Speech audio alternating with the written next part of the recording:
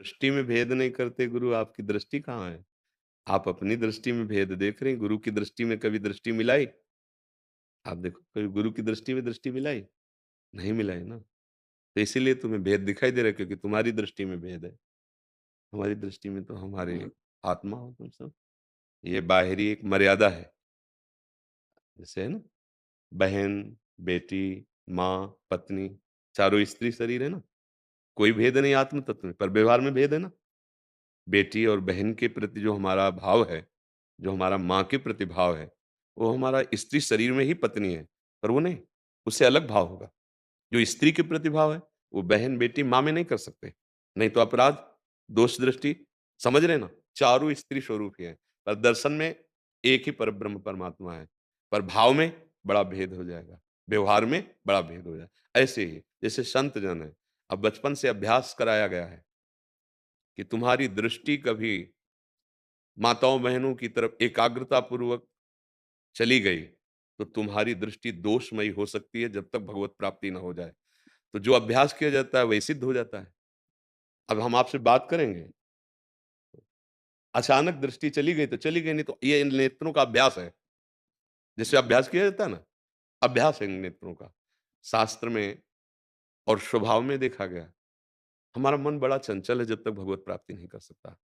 तो हमारा मन आकर्षित ना हो जाए, इसलिए बचपन में प्रारंभ में सिखाया गया, जो शास्त्रीय नियम है, कि तुम्हारी जब तक सामर्थ्य ना आ जाए इस कोटि की, तब तक जो चाहे आपन कल्याणा, सुजस सुमति शुभ गति शुभ नाना, सो परनार लीलार गोसाई, तजौ चौथ के छंद की नाई। जहां आप भर नेत्र देखने की चेष्टा करेंगे और मन आपका गंदा है, तो आपका दोष दर्शन हो जाएगा, आप पतित हो जाएंगे।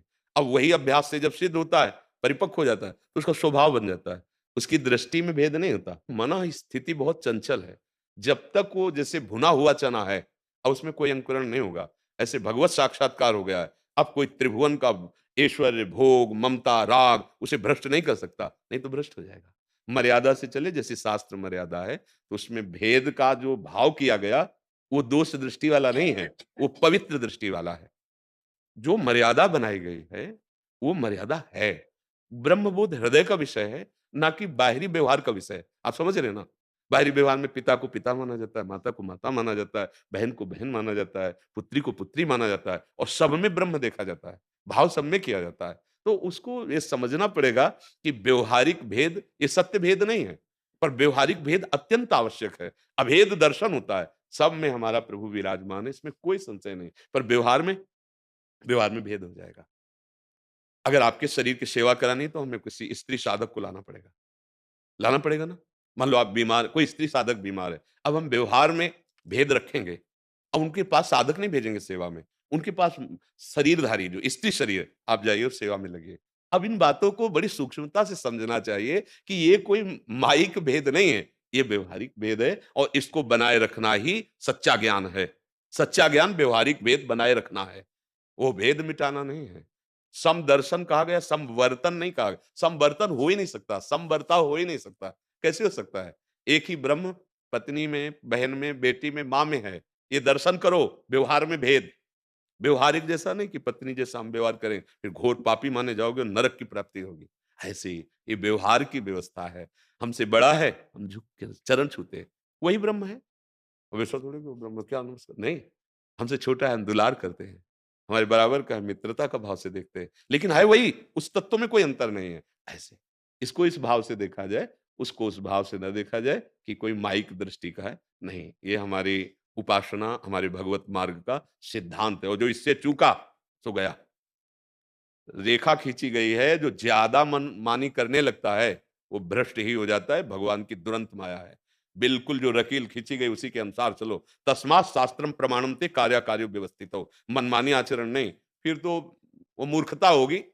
वो अपने को कुछ भी बोलते रहो, कुछ भी ज्ञान बघाड़ते रहो। काम, क्रोध, मद, मान न मोहा, लोभ न क्षोभ, राग नहीं द्रोहा, जिनके कपट दंभ नहीं माया, जिनके हृदय बसो रघुराया। तो ऐसा, चाहे वो स्त्री शरीर हो, चाहे वो पुरुष शरीर हो, एक मर्यादाएं बनाई गई हैं। उन मर्यादाओं से हम चलें तो हमारा जीवन पवित्र रहेगा, हमारे विचार पवित्र रहेंगे और हम परम पवित्र भगवान को प्राप्त कर पाएंगे। किसका प्रश्न था? हाँ, तो आप बताओ, इसमें कोई भेद है?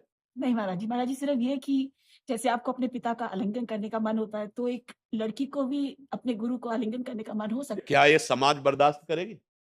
हाँ, मगर आप नहीं, आप अगर मगर नहीं, अगर आप हृदय से गुरु मानती हो तो आपको आलिंगन क्या, आपको अंदर दिखाई देगा गुरु आपके मानस पटल पर बैठे हैं, आपको इतना दुलार कर रहे हैं जितना माँ नहीं कर सकती है। क्या प्रगट में इस मर्यादा से क्या आप अपने गुरु की निंदा नहीं करवा देंगे?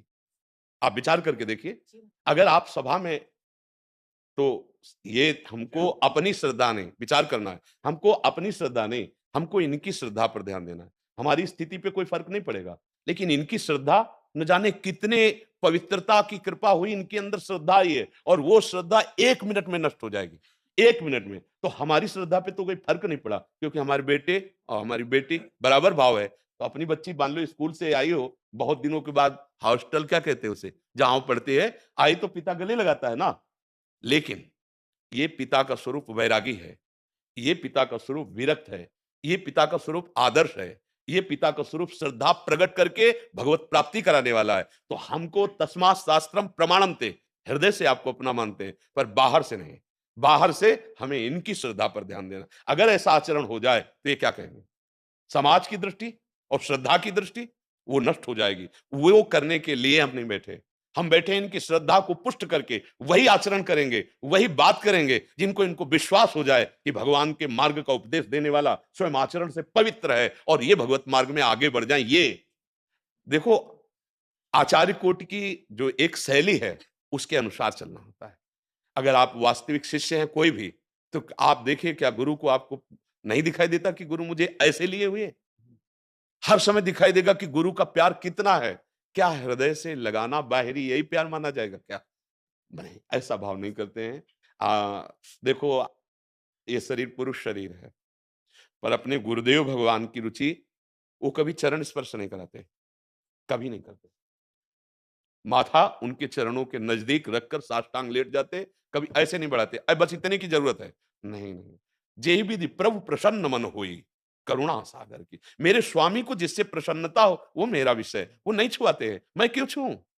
और जब ऐसे हम चल रहे हैं ना, यहीं वो बैठे नजर आते, उनके चरणारविंद यहीं हर समय प्रफुल्लित करते रहते। हमने छुआ, ये मेरी खुशी, वो ना छूने से उनकी खुशी, मुझे उनकी खुशी देखनी है, उनकी बात देखनी है। तो ये बात मानना हमारे लिए, सब आप हमारी आत्मा हो, हमारी श्री जी की सखी हो, हमारे लिए बहुत वंदनीय हो, पूजनीय हो, पर प्रगट में बाहरी व्यवहार को संभाल करके चले।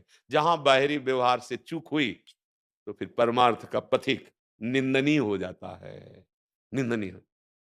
देखो, ईश्वर अंश में कोई अंतर नहीं। जो आपके अंदर वो आपके अंदर, वही हर जीव के अंदर, वही ईश्वर अंश है। पंचभूत शरीर में कोई अंतर नहीं, जिस पंचभूत से आपका शरीर बना उसी से ये बना।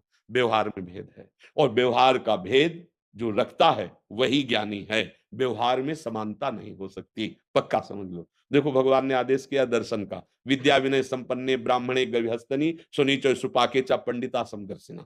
जो सब में सम दर्शन करता है, वर्ताव नहीं, बर्ताव में भेद हो जाएगा, बर्ताव में भेद हो जाएगा। अगर विद्या विनय संपन्न कोई ब्रह्म ऋषि पधारे तो हम खड़े हो जाएंगे। कुत्ते में भी भगवान देख रहे हैं, लेकिन कुत्ते को देख के खड़े थोड़ी हो जाएंगे। हाथी में भी देखना है, चांडाल में भी देखना है, व्यवहार में भेद हो जाएगा। सब में भगवान है, पर हम गुरु जैसा व्यवहार सबसे तो नहीं कर पाएंगे। ये भाव कर सकते हैं कि मेरे गुरुदेव सब में विराजमान, अखंड मंडलाकारम व्याप्तम येन चराचरम, पर बर्ताव में अंतर हो। जे ही गुरुदेव को देखा तो जो भाव आएगा वो आपके देखने में थोड़ी आएगा। भाव रहेगा कि सब में मेरे गुरु तत्व विराजमान। ये बात समझना पड़ेगा, इसको स्वीकार करना पड़ेगा। व्यवहार की पवित्रता ही सच्चे ज्ञान का प्रतीक है।